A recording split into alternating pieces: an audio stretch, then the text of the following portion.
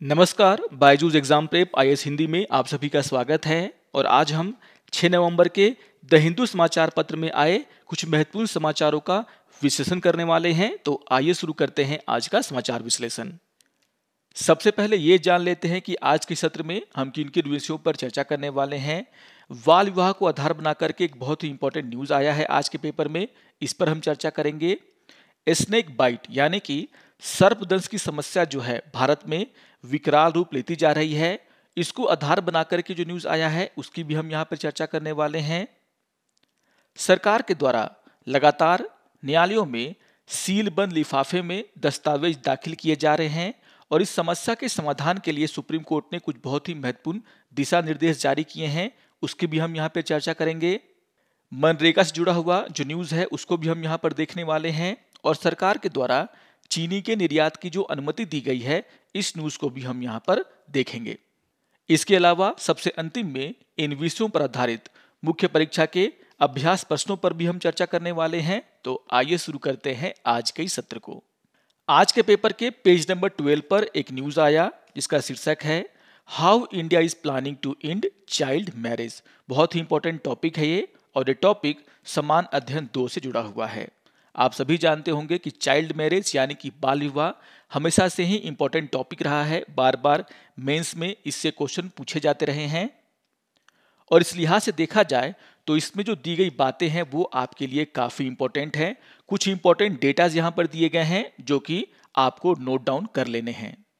आपको ध्यान में रखना है कि पूरे विश्व में बाल विवाह की समस्या को समाप्त करने के लिए संयुक्त राष्ट्र के द्वारा एक वैश्विक कार्यक्रम चलाया जा रहा है और यह कार्यक्रम भारत सहित दुनिया के 12 अन्य देशों में लागू किया गया है। और यह जो वैश्विक कार्यक्रम है उसकी संचालन समिति के लोग अभी भारत के दौरे पर हैं, यह देखने के लिए कि आखिर इस कार्यक्रम के तहत जो काम किए जा रहे हैं और जो भारत सरकार के द्वारा बाल विवाह को समाप्त करने के प्रयास किए जा रहे हैं उसका असर धरातल पर कितना दिख रहा है। अगर हम इस वैश्विक कार्यक्रम की बात करें तो इसके बारे में आपको कुछ जानकारियां मैं दे देता हूं। आपको ध्यान में रखना है कि यह जो वैश्विक कार्यक्रम है उसे UNFPA यानी कि संयुक्त राष्ट्र जनसंख्या कोष और यूनिसेफ के द्वारा संयुक्त रूप से शुरू किया गया है, जिसका उद्देश्य है पूरी दुनिया में बाल विवाह को समाप्त करना। तो इस बात को आप लोग जरूर नोट डाउन कर लेंगे, बहुत ही इंपॉर्टेंट है ये। और यहां पर आपको यह भी ध्यान में रखना है कि यह जो कार्यक्रम है उसे 2016 से ही अफ्रीका, मध्य पूर्व और दक्षिण एशिया के 12 देशों में लागू किया गया है। इस कार्यक्रम को 2 चरणों में लागू किया जा रहा है। इसका जो पहला चरण है वह 2016 से 2019 तक चला था और यहाँ पर इसका जो दूसरा चरण है वह 2020 से शुरू हुआ है जो कि 2023 तक चलेगा। और इसी के तहत जो कार्य इन देशों में किए जा रहे हैं उसकी प्रगति की समीक्षा के लिए संचालन समिति के सदस्य इन देशों में दौरा कर रहे हैं और यहाँ पर ये सदस्य अभी भारत आए हुए हैं, यह देखने के लिए कि आखिर भारत सरकार के द्वारा जो प्रयास किए जा रहे हैं और इस वैश्विक कार्यक्रम के तहत जो प्रयास किए जा रहे हैं उसका असर बाल विवाह पर दिख रहा है या नहीं दिख रहा है, यानी कि बाल विवाह की जो संख्या है वो भारत में कम हो रही है या नहीं हो रही है। यहाँ पर इस कार्यक्रम के सदस्य देश हैं उनका ये कहना है कि भारत में जो बाल विवाह का प्रचलन है उसमें लगातार गिरावट देखने को मिल रहा है और यहाँ पर इसको लेकर के कुछ इंपॉर्टेंट डेटा दिया गया है जिसे कि आपको नोट डाउन कर लेना है। यहाँ पर यह बताया गया है कि 2005-06 में भारत में जो बाल विवाह का प्रतिशत था वह 47.4% था जो कि 2015-16 में घट करके 26.8% हो गया। और यहाँ पर जो NFHS 5 का आंकड़ा आया है उसमें यह कहा गया है कि 2020-21 में इसमें और 3.5 अंकों की गिरावट आई है, यानी कि अगर हम 2020-21 की बात करें तो भारत में जो बाल विवाह का प्रतिशत है वह घट करके 23.3% हो चुका है। लेकिन यहाँ पर समिति के सदस्यों के द्वारा यह भी कहा गया है कि यह प्रतिशत भी भारत के लिए काफ़ी ज़्यादा है क्योंकि भारत की जनसंख्या काफ़ी है और यहाँ पर अगर यह प्रतिशत 23% के आसपास है तो भी यह काफ़ी ज़्यादा है। इसी तरीके से यहाँ पर जो पूरी दुनिया में बाल विवाह की स्थिति है उसको लेकर के भी काफ़ी इंपॉर्टेंट डेटा दिया गया है। यहाँ पर यूनिसेफ के द्वारा ये बताया गया है कि पूरी दुनिया में लगभग 12 मिलियन लड़कियों का जो विवाह है वह कम उम्र में कर दिया जाता है, और यहाँ पर जो डेटा है वह 12 मिलियन प्रति वर्ष है। इसको आपको ध्यान में रखना है, जो कि काफ़ी ज़्यादा है। और यहाँ पर यूनिसेफ का ये कहना है कि अगर इस संख्या में कमी लाने के प्रयास अभी से नहीं किए गए तो यहाँ पर जो एक लक्ष्य रखा गया है, जो कि सतत विकास का लक्ष्य है, जिसमें यह निर्धारित किया गया था कि 2030 तक पूरी दुनिया से जो बाल विवाह की समस्या है उसका उन्मूलन कर देना है, तो हम इस लक्ष्य को 2030 तक नहीं पा पाएंगे। तो यहाँ पर यूनिसेफ का ये साफ साफ कहना है कि पूरी दुनिया में बाल विवाह का जो प्रचलन है वो अभी भी काफ़ी ज़्यादा है, और जो लक्ष्य रखा गया है 2030 तक इसके उन्मूलन का, अगर हमें इसको पाना है तो इस प्रथा को समाप्त करने के लिए जो कार्य किए जा रहे हैं उसमें हमें प्रगति लानी होगी।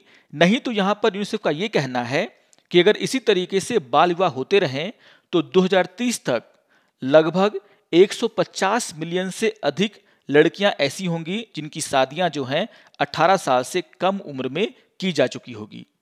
तो यहाँ पर ये जो अनुमान लगाया गया यूनिसेफ के द्वारा उसको भी आपको ध्यान में रखना है, क्योंकि बाल विवाह जुड़े हुए समस्या को दिखलाने के लिए आपको डेटा की आवश्यकता होगी, पूरी दुनिया के स्तर पर भी और भारत के स्तर पर भी। हालांकि यहाँ पर यूनिसेफ के द्वारा यह भी कहा गया है कि पिछले एक दशक में खास करके दक्षिण एशिया में बाल विवाह की समस्या से जुड़े हुए जो कार्यक्रम है उसमें काफी प्रगति हुई है। और यहाँ पर यूनिसेफ के द्वारा ये कहा गया है कि दक्षिण एशिया में जो बाल विवाह का जोखिम है वह 1/3 से भी कम हो गया है। पहले जो है यह 50% था, अब यह उससे घट करके 30% के पास आ गया है। तो यहाँ पर कुछ प्रगति जरूर हुई है, लेकिन यह प्रगति नाकाफी है। अगर हम भारत में बाल विवाह की स्थिति पर चर्चा करें तो यहाँ पर इस न्यूज़ में कुछ बहुत ही इंपॉर्टेंट डेटा दिए गए हैं भारत को लेकर के, जिसको कि आपको नोट डाउन कर लेना है। यहाँ पर जो NFHS का डेटा है उससे शुरुआत की गई है, और इसमें कहा गया है कि भारत के जो 8 राज्य ऐसे हैं जहां पर जो बाल विवाह का प्रचलन है वह राष्ट्रीय औसत से अधिक है, जिसमें पश्चिम बंगाल, बिहार और त्रिपुरा इस सूची में शीर्ष पर हैं। यानी कि पश्चिम बंगाल, बिहार और त्रिपुरा ऐसे राज्य हैं जहां पर सबसे ज्यादा बाल विवाह होता है। और यहां पर यह कहा गया है कि जो 20 से 24 वर्ष की आयु की लड़कियां हैं उनमें से 40% ऐसी लड़कियां हैं जिनका विवाह 18 वर्ष से कम उम्र में हुआ था। यह इन राज्यों का डेटा है। उसी तरीके से अगर हम झारखंड की बात करें तो झारखंड में भी वैसी लड़कियां जिनकी आयु अभी 20 से 24 वर्ष की है, उनमें से 32% लड़कियों की शादी जो है 18 वर्ष से कम उम्र में हो गई थी। यानी कि यहाँ पर भी जो प्रतिशत है बाल विवाह का वो काफ़ी ज़्यादा है। और यहाँ पर इससे यह निष्कर्ष निकाला गया है कि भारत के वैसे राज्य जहाँ पर आदिवासियों की संख्या काफ़ी ज़्यादा है और ऐसे राज्य जहाँ पर जो आदिवासी हैं वो गरीबी रेखा से नीचे जी रहे हैं, वहाँ पर आपको देखने को मिलेगा कि वहाँ पर बाल विवाह का प्रचलन काफ़ी अधिक है। तो ये निष्कर्ष आपको ध्यान में रखना है। यहाँ पर NFHS 5 का जो डेटा है उसका भी जिक्र किया गया है, और यहाँ पर यह कहा गया है कि वैसी महिलाएं जिनकी शादियां जो हैं 15 से 19 वर्ष की आयु में होती है, उन महिलाओं में जो शिशु मृत्यु दर है वो आपको काफ़ी ज़्यादा देखने को मिलेगा। यहाँ पर जो रेट है वह 37.9% का है, जो कि काफ़ी ज़्यादा है। इसी तरीके से यहाँ पर यह कहा गया है कि इस आयु वर्ग की महिलाओं में 65.8% महिलाओं में अनेमिया की समस्या दिखती है, यानी कि खून की कमी की समस्या देखने को मिलती है। तो कहीं ना कहीं जो बाल विवाह का समस्या है वह सामाजिक समस्या तो है ही, इसके साथ साथ स्वास्थ्य की समस्या को भी जन्म देता है। यहाँ पर यह भी कहा गया है कि भारत के कुछ राज्यों में बाल विवाह की संख्या में कमी दिखाई दे रही है। जैसे मध्य प्रदेश में स्थिति में सुधार हुआ है। यहाँ पर डेटा ये कहता है कि 2015-16 में जो बाल विवाह का यहाँ पर रेट था वह 32.4% था, जो कि 2020-21 में घट करके 23.1% हो गया है।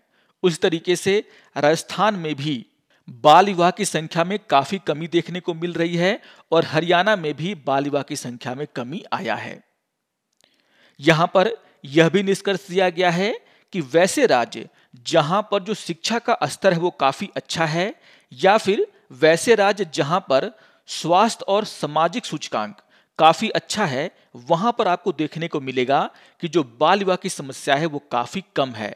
जैसे यहां पर केरल का जिक्र किया गया है और कहा गया है कि केरल में 18 वर्ष से कम आयु में जिन महिलाओं की शादी होती है उनकी संख्या 2019-20 में मात्र 6.3% थी और 2015-16 में भी यह मात्र 7.6% था। तो केरल में शिक्षा का स्तर भी काफी अच्छा है और वहां पर जो स्वास्थ्य सुविधाएं हैं वो भी काफी अच्छी हैं। उसी तरीके से आप देख सकते हैं यहां पर तमिलनाडु का भी जिक्र किया गया है और कहा गया है कि तमिलनाडु में 18 वर्ष से कम उम्र में जिन लड़कियों की शादी होती है उनका अगर हम परसेंटेज देखें तो वह मात्र 12.8% है, जबकि यह आंकड़ा 2015-16 में 16.3% था। यानी कि केरल और तमिलनाडु जहां पर शिक्षा का उच्च स्तर है, बेहतर स्वास्थ्य सुविधाएं हैं, सामाजिक सुरक्षा वहां पर ज्यादा है, वहां पर आपको बाल विवाह की समस्या जो है कम देखने को मिलती है। तो इससे आप यह निष्कर्ष लगा सकते हैं कि गरीबी, अशिक्षा यह दो बहुत ही बड़े पहलू हैं जिसके कारण भारत में बाल विवाह का उन्मूलन नहीं हो पाया है। इस न्यूज में सरकार के द्वारा जो अलग अलग कार्यक्रम चलाए जा रहे हैं बाल विवाह को खत्म करने के लिए, उसको लेकर के भी चर्चा किया गया है। आप लोग ध्यान रखेंगे कि भारत में बाल विवाह निषेध अधिनियम 2006 लागू है। उसी तरीके से बच्चों को यौन अपराधों से बचाने के लिए पोस्को एक्ट देश में लागू किया गया है, जिसमें कई सारे प्रावधान हैं। भारत सरकार के द्वारा बेटी बचाओ बेटी पढ़ाओ जैसे कार्यक्रम चलाए जा रहे हैं और राज्यों के द्वारा भी इसको लेकर के काफी अच्छी योजनाएं शुरू की गई हैं। जैसे यहाँ पर पश्चिम बंगाल की जो कन्याश्री योजना है उसको लेकर के चर्चा किया गया है, जिसमें जो लड़कियां उच्च अध्ययन करना चाहती हैं उन्हें जो है सरकार के द्वारा, राज्य सरकार के द्वारा वित्तीय सहायता प्रदान की जाती है। उसी तरीके से पश्चिम बंगाल की जो रूपश्री योजना है, जिसमें जो गरीब परिवार अगर अपने बच्चे की शादी करना चाहता है तो उसे जो है 25,000 का जो भुगतान किया जाता है राज्य सरकार के द्वारा, उसको लेकर के चर्चा किया गया है। या फिर बिहार और अन्य राज्यों में लड़कियों को स्कूल तक सुरक्षित पहुंचने के लिए जो साइकिल योजना शुरू की गई है उसको लेकर के भी चर्चा किया गया है। इससे भी काफी असर देखने को मिल रहा है कि साक्षरता दर बढ़ रही है महिलाओं में और बाल विवाह का जो दर है वो घट रहा है। तो इन सभी बातों को आप लोग ध्यान में रखेंगे। लेकिन यहाँ पर एक बहुत ही इंपॉर्टेंट चर्चा की गई है सबसे अंतिम में कि आखिर भारत में बाल विवाह की समस्या के समाधान के लिए क्या किए जाने की आवश्यकता है। यहाँ पर सबसे पहले ये कहा गया है कि हमें लड़कियों को सशक्त बनाना होगा आर्थिक तौर पर और सामाजिक तौर पर। उसी तरीके से जो सार्वजनिक बुनियादी ढांचे हैं उसका हमें निर्माण करना होगा। जो सामाजिक मानदंड हैं लड़कियों को लेकर के हमें उसे संबोधित करना होगा। तब जाकर के जो लड़कियों की स्थिति है हमारे समाज में वह बेहतर होगी और बाल विवाह की समस्या का भी समाधान होगा। यहाँ पर यह कहा गया है कि हमें यह सुनिश्चित करना होगा कि जो बाल संरक्षण समितियां हैं या फिर जो बाल विवाह निषेध अधिकारी है वह अपना काम कर रहे हैं या नहीं कर रहे हैं। इस तरीके से लोगों में जागरूकता फैलाने के लिए हमें स्व सहायता समूहों का सहयोग लेना होगा, लोगों को शिक्षित करना होगा। बाल विवाह के प्रति जो जागरूकता फैलाने का काम है वो करना होगा हमें, ताकि हम ये समझा सकें कि जो बाल विवाह है वह गैर कानूनी तो है ही, साथ ही साथ इससे बच्चों के स्वास्थ्य पर भी बुरा असर पड़ता है। तो इस तरह के अगर हम कदम उठाते हैं तब जाकर के हमें देखने को मिलेगा कि भारत में जो बाल विवाह की संख्या है वह काफी कम हुई है।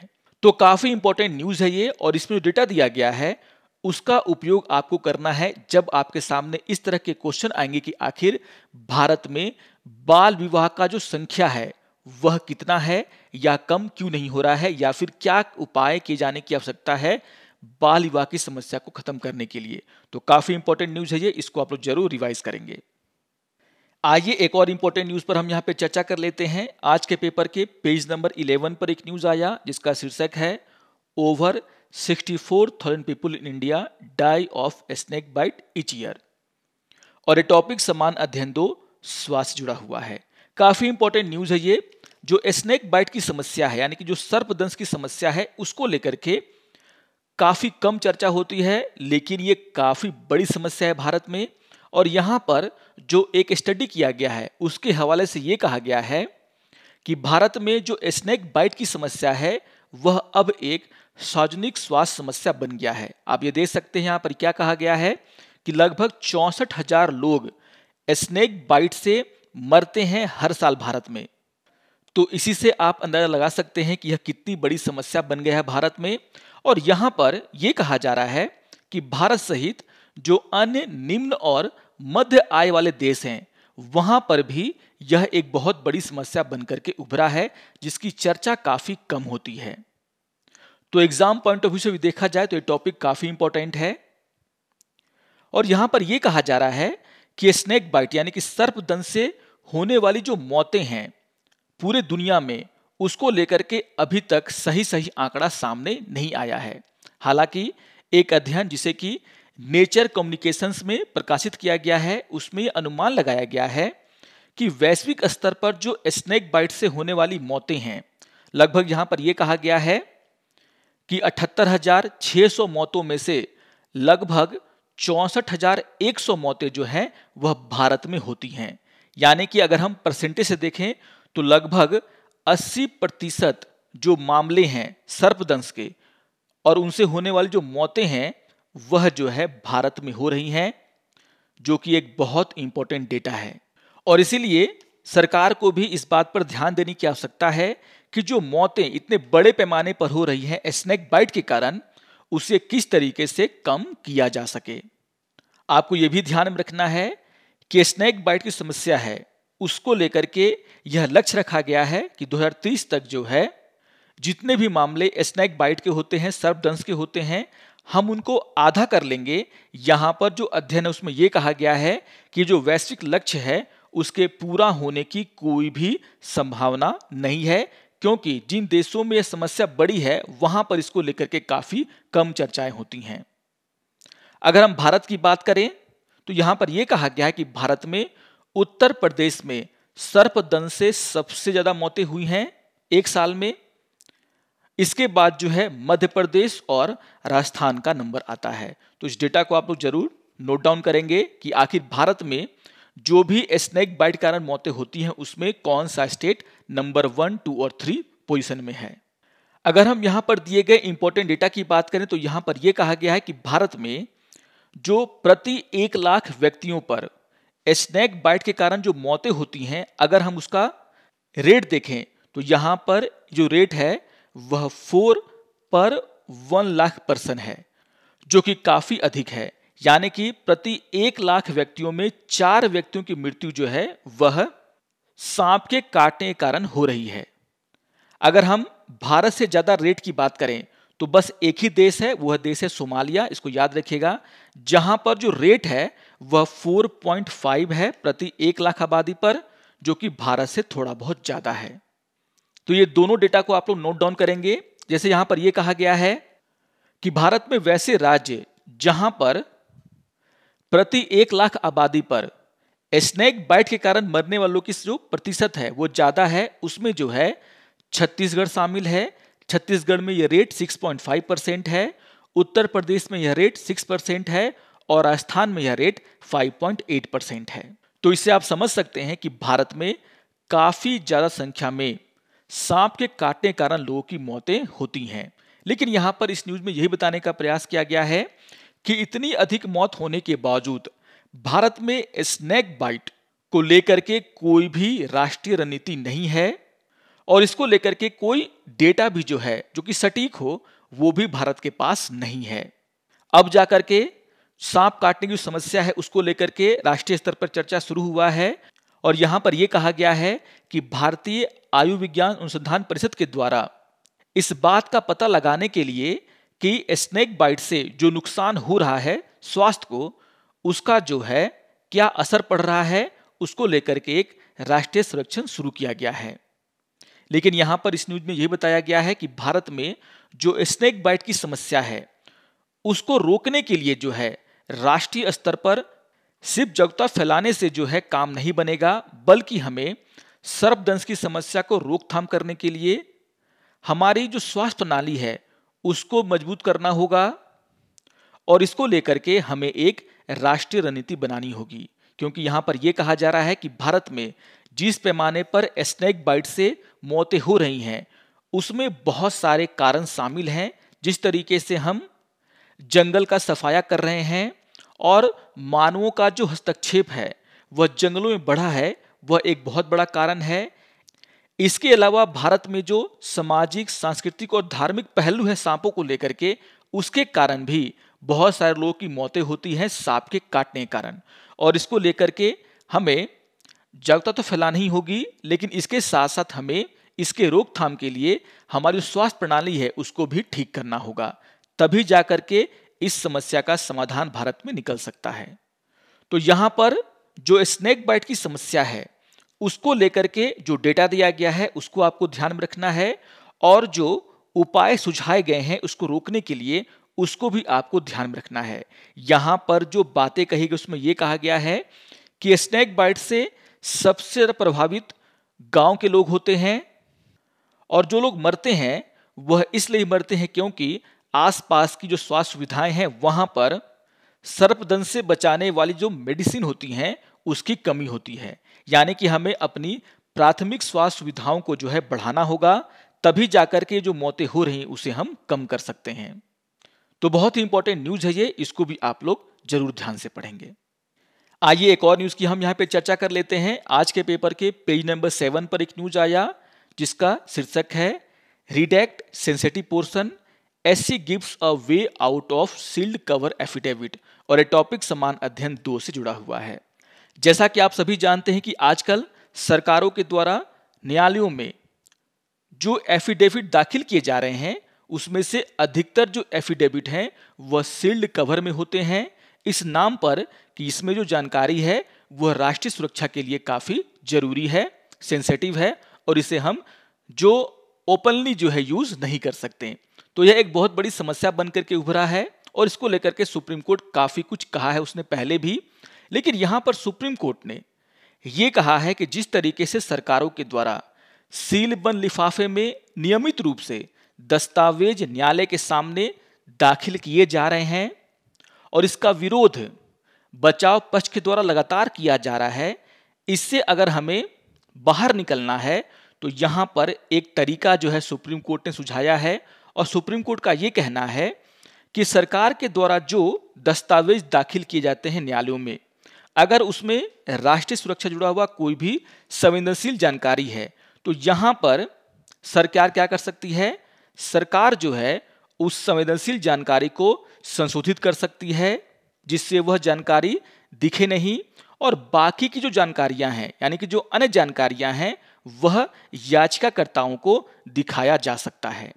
यानी कि यहां पर सुप्रीम कोर्ट ने यह कहा है कि मान लीजिए अगर जो दस्तावेज सरकार के द्वारा न्यायालय में किसी मामले को लेकर के दाखिल किए गए हैं और उसमें कुछ ऐसी इंफॉर्मेशन है जो कि सरकार को लगता है कि इस राष्ट्रीय सुरक्षा के लिए काफी जरूरी है, तो यहां पर यह किया जा सकता है कि जो वो पोर्शन है, जो वो जानकारी है जो कि राष्ट्रीय सुरक्षा से जुड़ा हुआ है, हम उसे जो है संशोधित कर सकते हैं, छुपा सकते हैं, और जो बाकी की जानकारियां हैं जो कि राष्ट्रीय सुरक्षा जुड़ी हुई नहीं है हम उसे जो है याचिकाकर्ता को दिखा सकते हैं।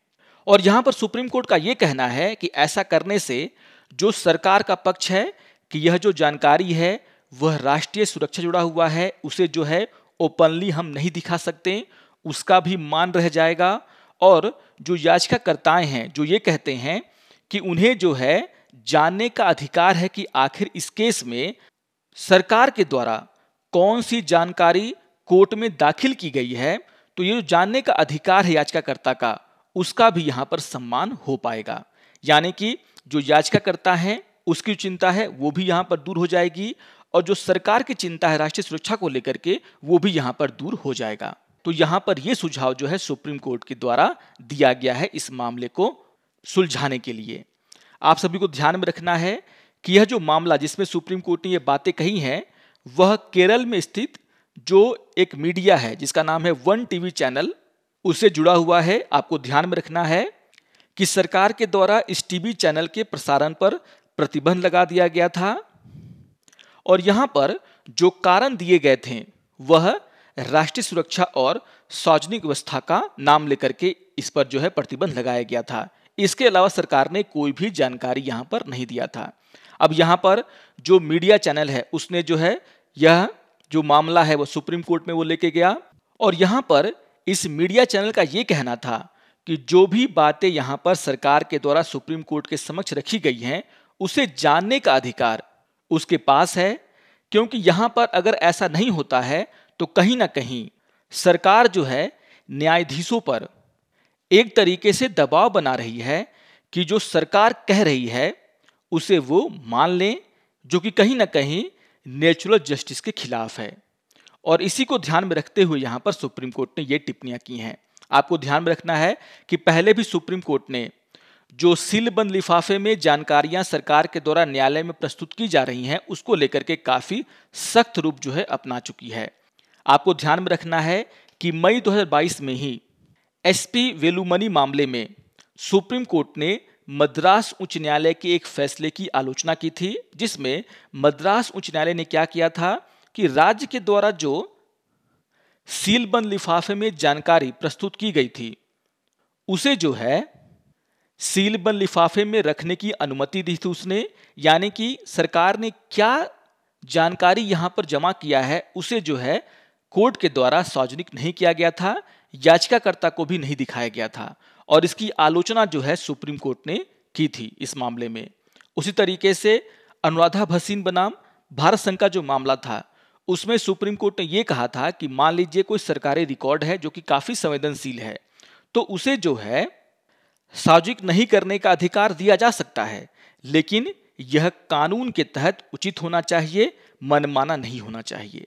तो यहां पर सुप्रीम कोर्ट पहले भी जिस तरीके से सरकारों के द्वारा सीलबंद लिफाफे में राष्ट्रीय सुरक्षा के नाम पर जवाब दिए जाते हैं उसको लेकर के काफी तल्ख टिप्पणियां की हैं और अभी यहां पर सुप्रीम कोर्ट के द्वारा रास्ता दिखाने का प्रयास किया गया कि आखिर इस मामले को किस तरीके से सुलझाया जाए। तो काफी इंपॉर्टेंट न्यूज है, इसको भी आप लोग जरूर ध्यान से पढ़ेंगे।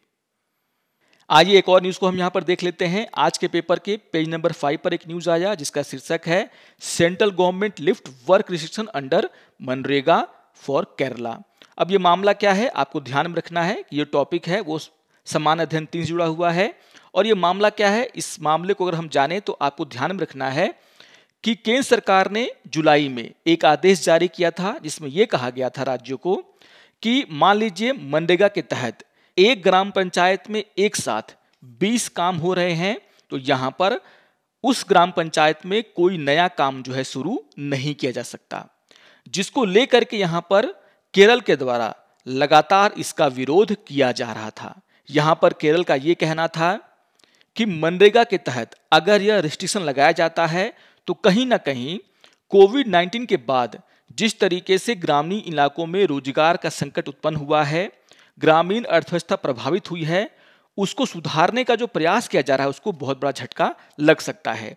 और यहां पर लगातार केरल सरकार यह मांग कर रही थी कि यह जो रिस्ट्रिक्शन लगाया गया है कि एक ग्राम पंचायत में एक साथ 20 से ज्यादा कार्य नहीं हो सकते हैं, इस रिस्ट्रिक्शन को हटाया जाए। और इसी को मानते हुए यहां पर केंद्र सरकार के द्वारा केरल के लिए इस रिस्ट्रिक्शन को हटा दिया गया है, यानी कि एक ग्राम पंचायत में 20 से ज्यादा काम जो है केरल में हो सकता है। यहां पर जो संख्या है उसे 20 से बढ़ा करके 50 किया जा चुका है। तो काफी इंपॉर्टेंट न्यूज है ये। और जिस तरीके से केरल ने यह कहा कि अगर हम मनरेगा के तहत इस तरह के रिस्ट्रिक्शन लगाते हैं तो कहीं ना कहीं ग्रामीण अर्थव्यवस्था को सुधारने का जो प्रयास किया जा रहा है उसे झटका लग सकता है, इस बात में काफी दम है और आगे चल करके बहुत सारे जो राज्य हैं वह इस तरह की मांग कर सकते हैं। तो इन सभी बातों को आप लोग ध्यान में रख करके इस न्यूज को पढ़ेंगे। आइए एक और न्यूज को देख लेते हैं। आज के पेपर के पेज नंबर 7 पर एक न्यूज आया जिसका शीर्षक है with centre approval sugar exports to resume और ये टॉपिक समान अध्ययन 3 से जुड़ा हुआ है। आप सभी को ध्यान में रखना है कि खाद्य मंत्रालय के द्वारा एक अधिसूचना जारी किया गया है जिसके अनुसार सरकार जो है 31 मई तक कोटा के आधार पर 60 लाख टन चीनी के निर्यात की अनुमति देगा। आपको यह ध्यान में रखना है कि जो चीनी का मौसम है वह अक्टूबर से शुरू होता है और अगले वर्ष सितंबर तक चलता है। ये बातें आपको ध्यान रखनी है।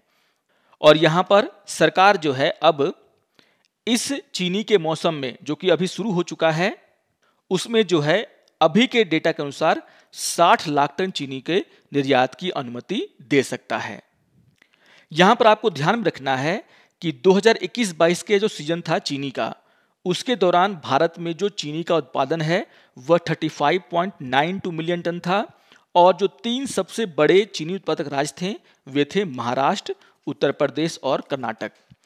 और इस वर्ष जो चीनी का मौसम शुरू हुआ है उसमें national federation of cooperative sugar factory limited के अनुसार ये कहा गया है कि अकेले अक्टूबर में चीनी मिलों के द्वारा 4.05 लाख टन चीनी का उत्पादन किया गया था। हालांकि यह पिछले साल की अवधि में 14.73% कम था, लेकिन यहां पर उत्पादन को देखते हुए सरकार ने यह फैसला लिया है। आपको ध्यान में रखना है कि सरकार के द्वारा चीनी का जो अनियंत्रित निर्यात होता है उसको लगाम लगाने के लिए इस तरह के प्रयास किए जाते हैं। तो इस न्यूज को भी आप लोग जरूर ध्यान से पढ़ेंगे। आइए अब इन विषयों पर आधारित मुख्य परीक्षा के अभ्यास प्रश्नों पर चर्चा कर लेते हैं। यहां पर क्वेश्चन नंबर 1 है, बाल विवाह के उन्मूलन के लिए राज्य द्वारा क्या हस्तक्षेप किए जा रहे हैं और आगे क्या करने की आवश्यकता है, टिप्पणी करें।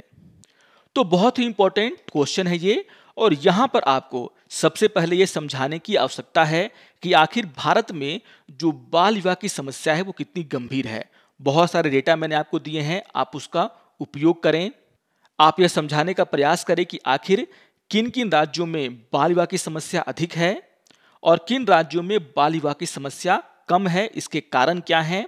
और उसके बाद जो है आपको यह समझाना पड़ेगा कि आखिर केंद्र सरकार के द्वारा और राज्य सरकार के द्वारा क्या प्रयास किए जा रहे हैं बाल विवाह के उन्मूलन के लिए।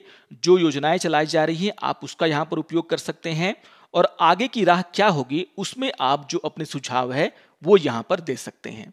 तो इसको जरूर लिखने का प्रयास करें। आइए देख लेते हैं क्वेश्चन नंबर 2 को। क्वेश्चन नंबर 2 है, भारत में सर्पदंश की समस्या और इसे रोकने के प्रयासों पर चर्चा करें। तो काफी इंपॉर्टेंट क्वेश्चन है ये, और यहाँ पर बहुत सारे डेटा मैंने आपको दिए हैं जो ये समझा सकते हैं कि आखिर भारत में जो सर्पदंश की समस्या वो कितनी विकराल है। उन डेटा का आप यहाँ पर उपयोग करें और इसके रोकने के क्या प्रयास किए जा सकते हैं, जिसकी चर्चा मैंने आपको पढ़ाते समय की है, आप उसका यहाँ पर उपयोग करें। तो आसानी से आप इस क्वेश्चन का उत्तर लिख सकते हैं। तो आशा करता हूं कि आप सभी को आज का ये समाचार विश्लेषण पसंद आया होगा। अगर आपको ये वीडियो अच्छा लगे तो आप जरूर इसको लाइक करें, शेयर करें और दूसरों को भी सब्सक्राइब करने के लिए प्रेरित करें हमारे चैनल को। तो मिलते हैं समाचार विश्लेषण के अगले अंक में, तब तक के लिए नमस्कार और धन्यवाद।